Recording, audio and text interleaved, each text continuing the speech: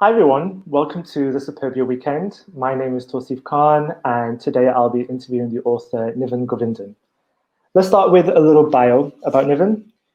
Niven Govinden is the author of 5 novels and many short stories. His work explores the imagined lives of artists, reckless bohemians, and people with dual heritage. He writes about love, death, and how to live. Niven's current novel, This Brutal House, revives the pose, Paris's burning era of New York City ballroom, and it weaves a story of queerness, protest, social justice, and endless loss. This Brutal House was shortlisted for the Polari Prize and the Gordon Burns Prize, and longlisted for the Jellett Prize. Welcome to Superbia, Niven. Hey, thanks for having me. How are you? I'm good. How are you? Very good. It's great to be doing this virtual Pride weekend.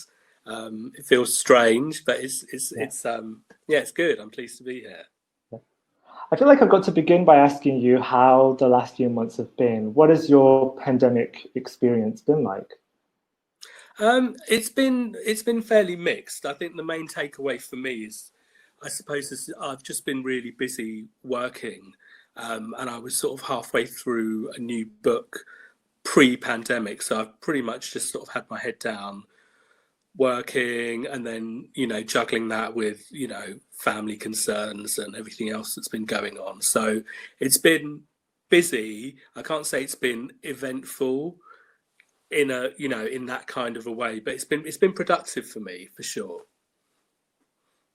That's good. Now, congratulations on the great success of This Brutal House. I Thank love the you. book. The hardback came out last year, and before that, you published a novel, All the Days and Nights, in 2014. So, did this Yes. particular book take all that time to develop and write, or were you taking a break from writing, or were you working on other things in the 5 years that it took between the two? No. It really did. It just takes me a really long time, and it did take 5 years. Pretty much as I was finishing All the Days and Nights, um, I sort of had an idea about, right, that I knew I wanted to write a novel about voguing and about protest.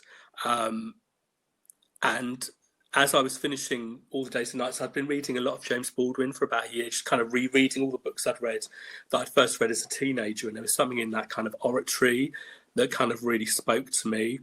And the in a way, I suppose the idea for this novel's been, over 10 years in the making. I'd written a short story in the mid-noughties between novels about, for a tiny little Italian magazine, about the dying days of the sort of great voguing houses.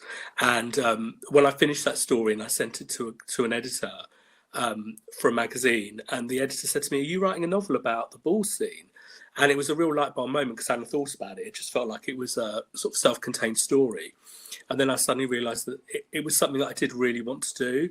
And voguing has been sort of one of my psychic kind of touchstones for, ever since I was a teenager, coming of age in the late 80s, early 90s, going out, buying records, being part of a kind of queer scene.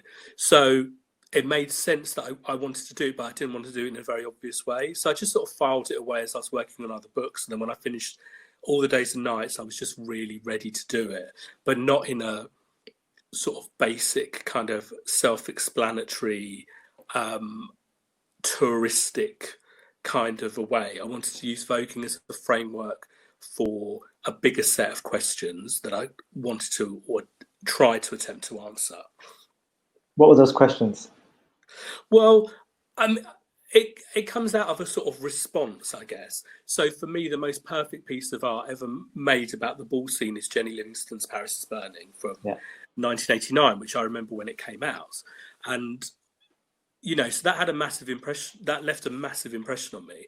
And for me, that is a perfect piece of work, for whatever. I remember when it came out, there was a lot of criticism from people on the scene about Jenny Livingston, saying she exploited people. There's lots of criticism about the film, but as a capsule of actually that scene, if you look at it now, I mean, it's absolutely beautiful, it's stunning, heartbreaking, all that stuff.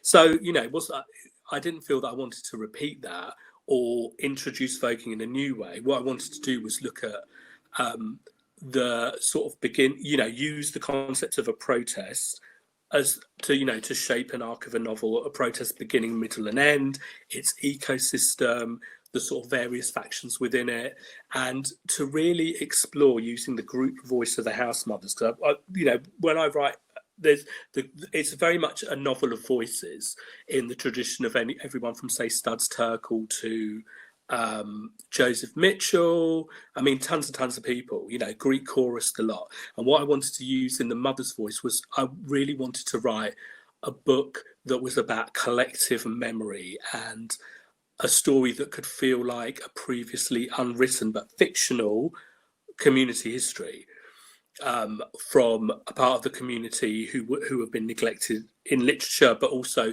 within civics, visibility within the wider society. So the questions the novel is asking is, on a very basic level, it's a story of mothers from the legendary voguing houses amassing all their children to start silent protests on the steps of City Hall to bring the city's attention to years of kids from their houses disappearing through homophobic, transphobic violence, structural inequality, poverty, all those things. And the city has never taken the concerns of the community seriously or look for these kids. These kids have basically disappeared. And they've tried to protest in every single way, from political lobbying to rioting, everything they can possibly do.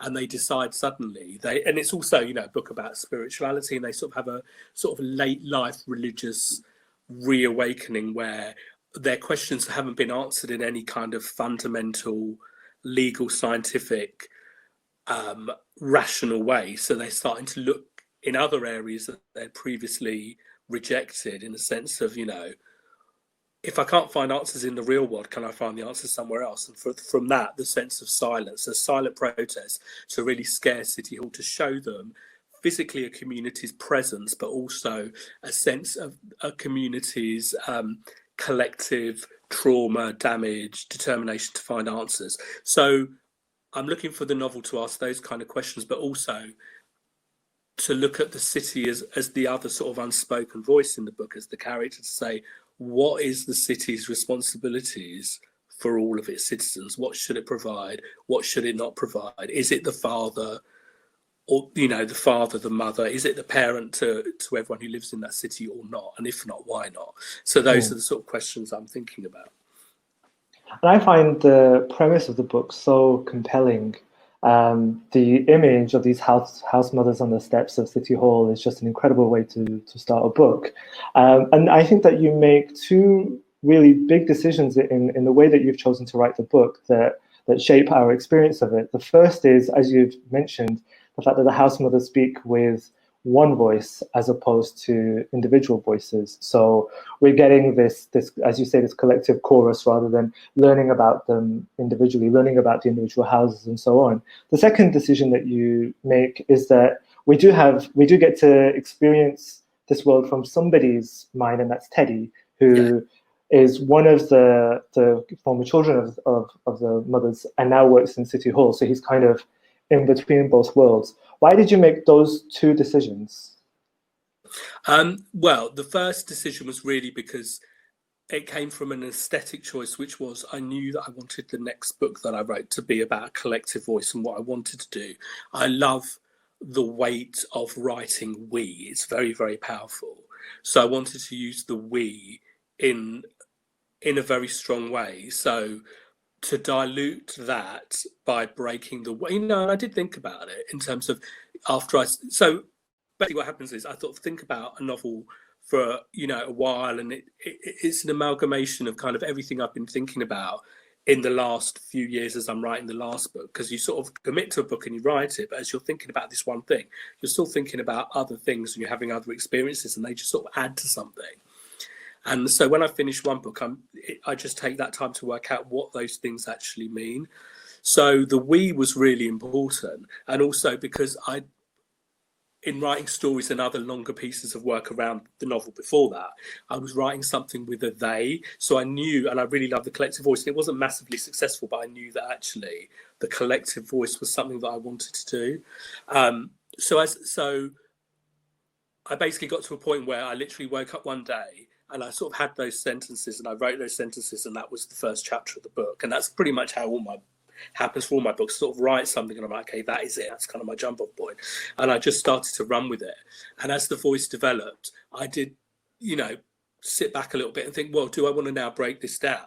But for me, the power is in the we. So to break it down into, well, X went home and had a cup of tea, and Y did, it just really dilutes it. But what I wanted to show was sort of the facets of, because also the book is about queer parenthood and chosen family and queer visibility with aging, all that kind of stuff. And to sort of show you the sort of the full sort of panorama of what queer chosen family is, you need to see perspectives from maybe the children. So for me, Teddy was that character. And in a lot of ways it's Teddy's book, because it's a very personal kind of story, but they the sort of spirit of both those kind of voices, those narratives, really combined strongly. So it works, it just kind of works out that way for me. And then, because I was interested in bringing other voices in, so I started thinking about, so then there's voices of other children, there's voices of the police, there's voices of the Vogue caller. So it's very much a sort, and I wanted to sort of reaffirm the idea that it's like an oral history. So you've got lots of voices coming, and they're not necessarily named band. There's a whole chapter with a group of missing bandy boys who just turn up and they just speak, but they're not named. They're a they in as much as the mothers are a we. So I'm trying to sort of throw all those things into the mix. And the relationships themselves, what I also like so much about it is that they're not glossed over. So these are not, we talk about families, but these are families that come with all of the complexity of family. The mothers can be incredibly demanding. They can punish their children. The children can be disinterested, petulant. So all of the kind of like complexity of actual families is rendered into the novel. Whereas the temptation often is to talk about surrogate families as only positive and to whitewash them. So I really love that you've done that. Well, for me, I was very much interested in exploring the idea of sort of imperfect parenthood, and to a large degree, their parenthood over the children is sort of involuntary.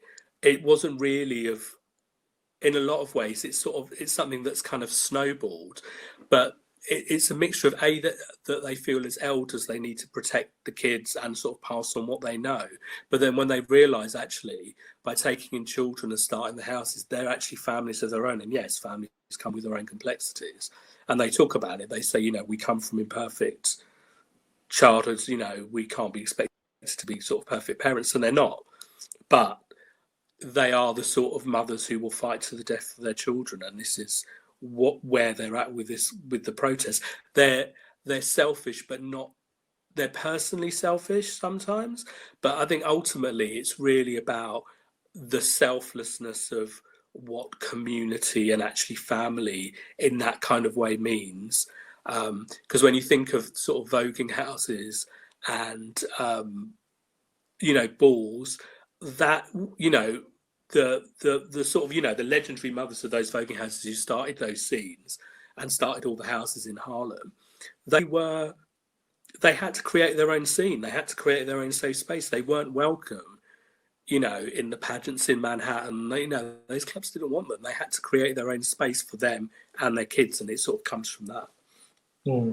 Actually, what surprised me, a few years ago, I shared an apartment with one of the house mothers from the New York ballroom scene, from the House of Mizrahi, and I was so surprised that he spent all night.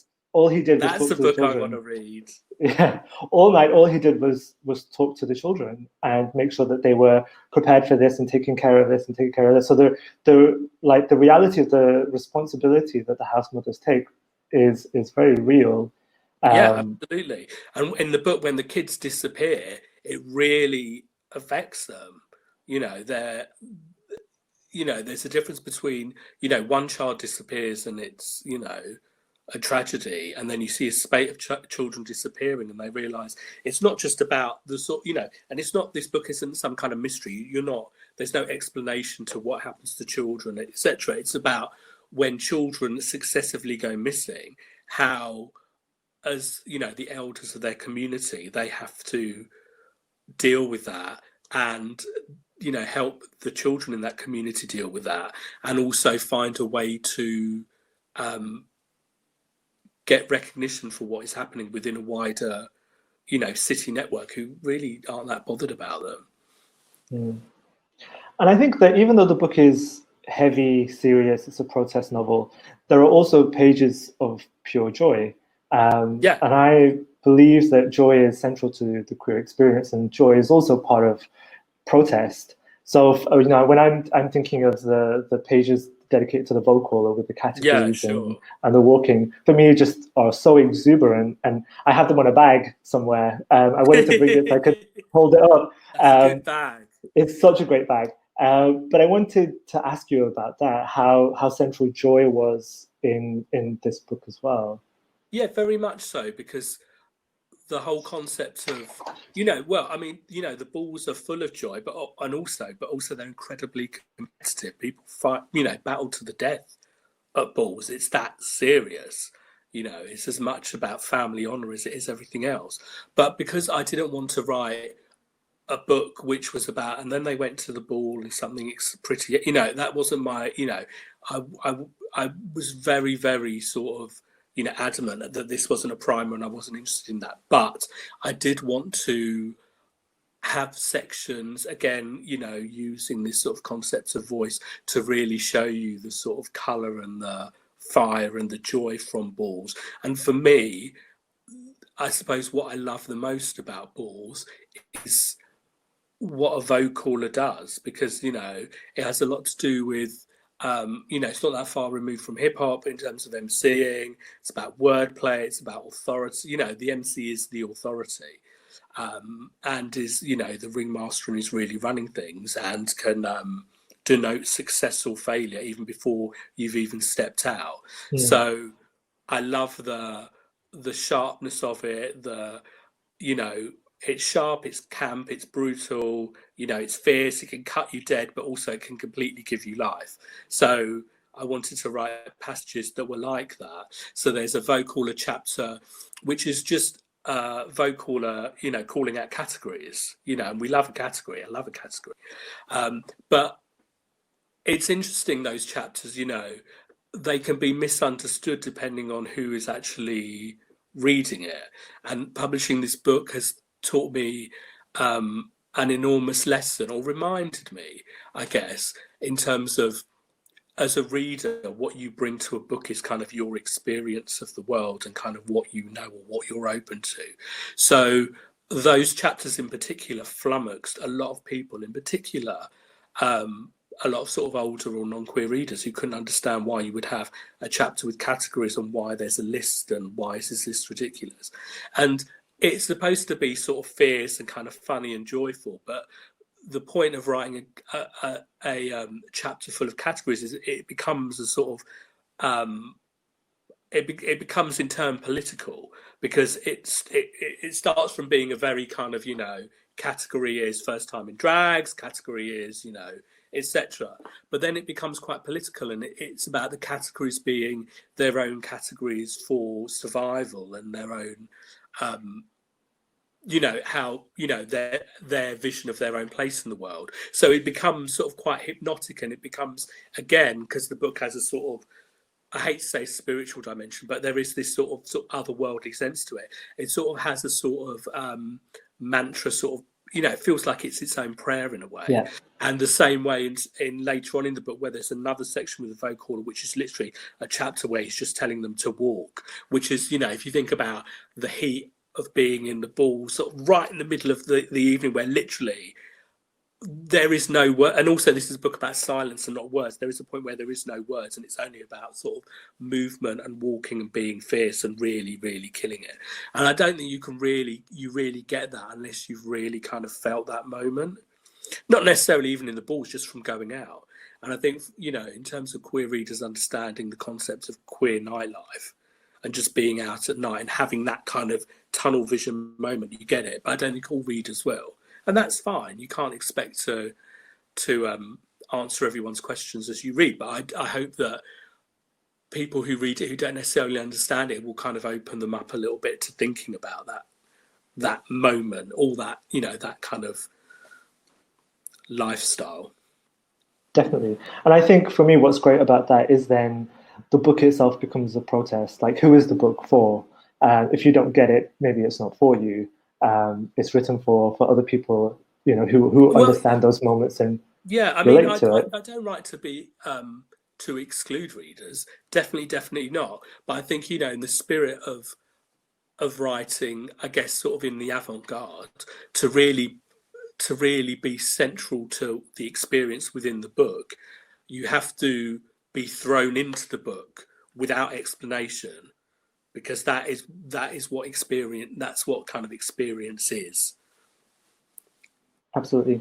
And I think that if I was to use Pose as a comparison, Pose definitely glosses over a lot of some of the harshness of the experience for people from the ballroom community. It gives them the opportunity to have maybe an element of their fairy tales come true to some extent in the second season.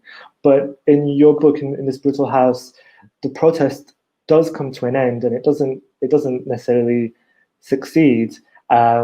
We could say that it's sabotaged to some extent. What made you end the protest in that way?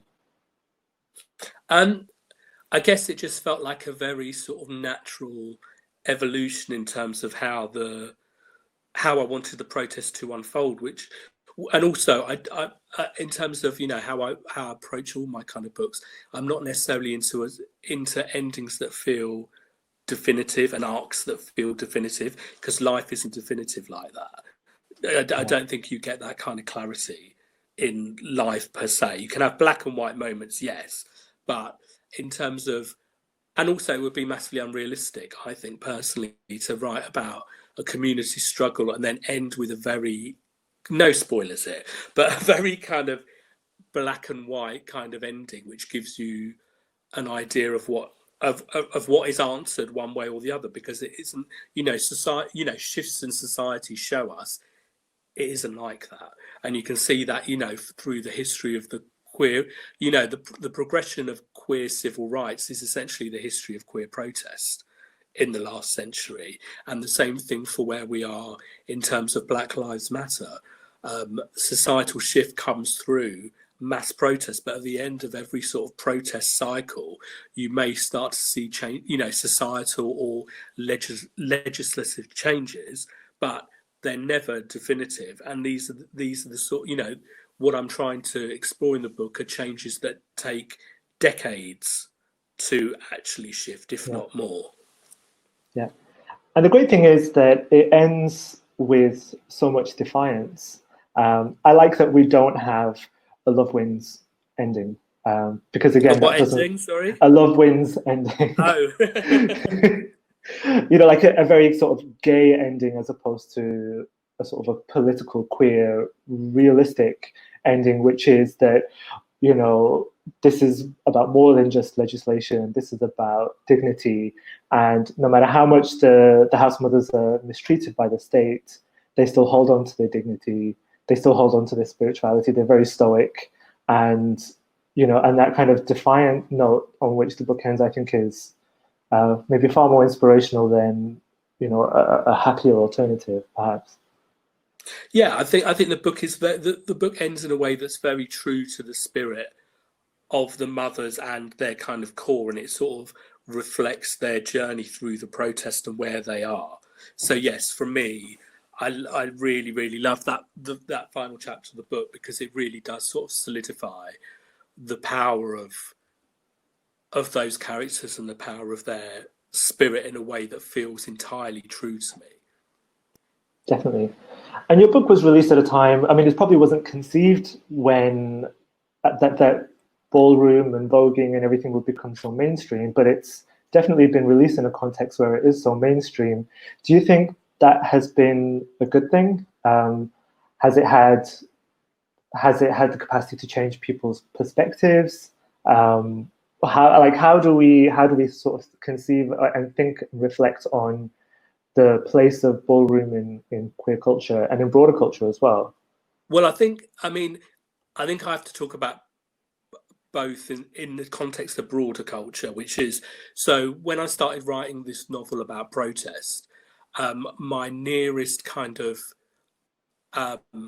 which shows you how long it took me to write it, my initial sort of physical manifestations of what protest currently meant at that particular time was the Occupy protests, in terms of people just sitting on mass, outside landmarks in Washington, outside St. Paul's, in New York, etc., and on Wall Street.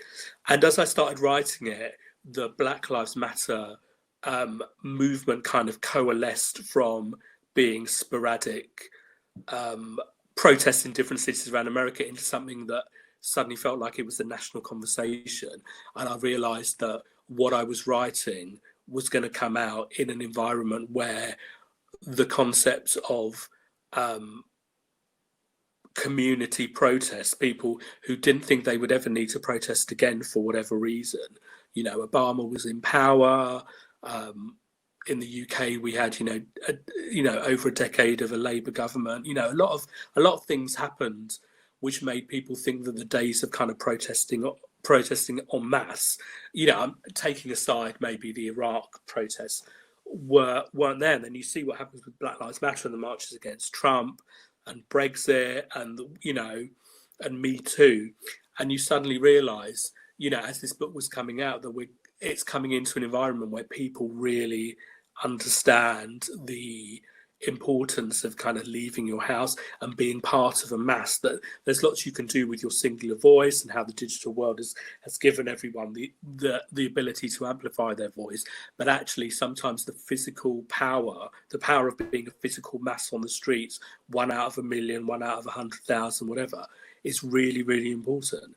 So I was really aware of that as the book was about to come out, and I was, quite in a hurry, sort of really impatient, because obviously by the time you deliver a book, you've got to wait, ages for it to come out, and I was just really keen for it to come out, for it to be read within where we are within the cultural moment. It felt important to me, but also in terms of where we are in terms of the visibility within queer culture. I think within the wider society, I think that what Drag Race has done to bring elements of queer culture within the wider society has had a massive effect on how this book is read. So there'll be a lot of people who won't necessarily read a lot of queer fiction who will read this because they saw Drag Race and they saw Pose, and it puts the book within a certain frame. How they then react to the book compared to those things, I can't say. That depends on where you come from as a reader. I've had people who gone to events, people said, "Oh, I love Pose," and they read that. I said, "But it's not like Pose." And it's like, well, it was never meant to be Pose. When I was writing the book, there wasn't Pose. Pose didn't exist. So, but what I'm interested in is writing books that sort of add to the queer canon and add to the sort of sum of queer experience. And because we've been sort of so starved within mainstream culture of queer art, the visibility of queer artists writing about sometimes the same things, sometimes about different things. So it's interesting that, obviously I've written a book about voguing and it's come out at the same time as Pose, and there was a novel by Joseph Cassara, a really brilliant novel called The House of Impossible Beauty that came out the year before. We're using voguing as a template, but we're all using it in different ways, and that's what I really love, and that really sort of encapsulates the sort of possibilities of what art can do. And I think, if you're not queer and you're straight, you take that for granted. There could be 10 novels about cricket and no one would be really that bothered about it. So now there's a whole slew of things being made about voguing, about the ball scene, about drag culture, and they're all completely different. And some are more critical than others, some are more avant-garde than others, some use it to talk about other things, some pieces of work sort of have a purer focus. That's brilliant. I think the more, the merrier. Definitely. We're also talking about a protest novel in a context where protesting is, I guess, much more tense. There's so much more tension about the idea of protesting.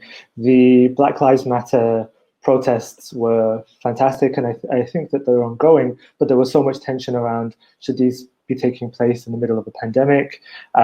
We're talking for Pride, but we are talking online because we can't be together physically. So how can we imagine or reimagine protests in this particular situation?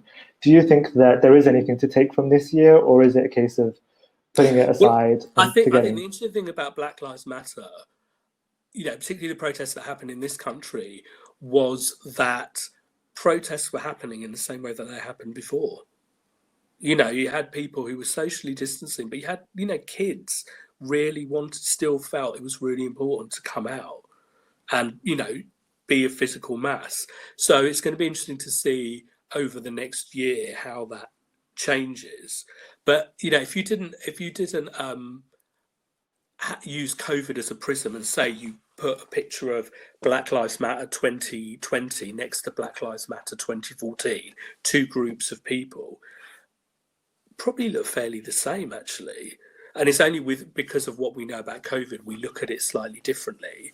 But if you look at look at the protests in Bristol around the Colston statue, that could have been taken at any time. Yeah, that picture.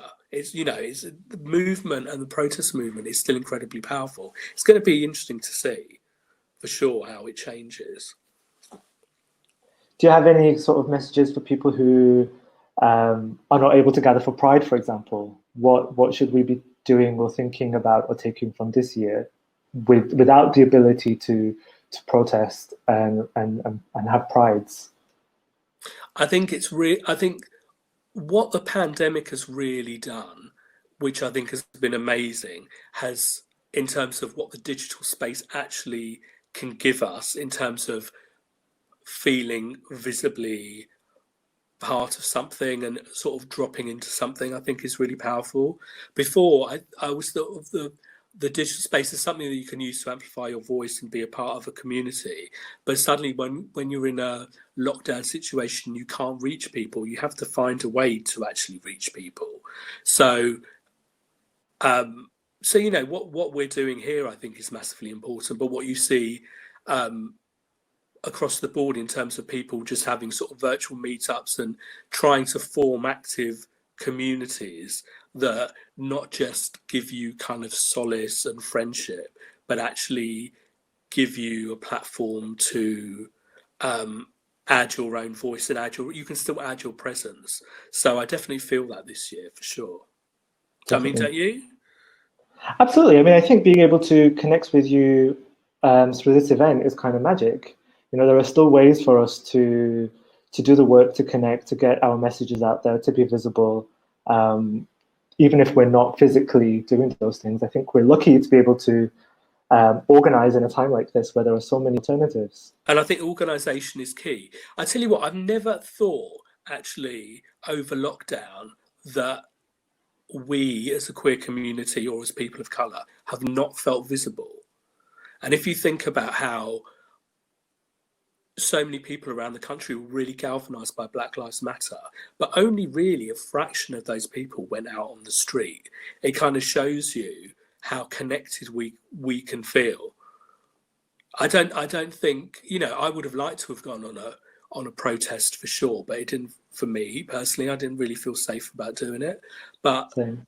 I didn't necessarily feel that I wasn't part of that moment, or adding my voice, or being able to speak out and talk about, anti-blackness within the POC community, to show allyship, all that kind of stuff. I didn't feel that I wasn't part of that.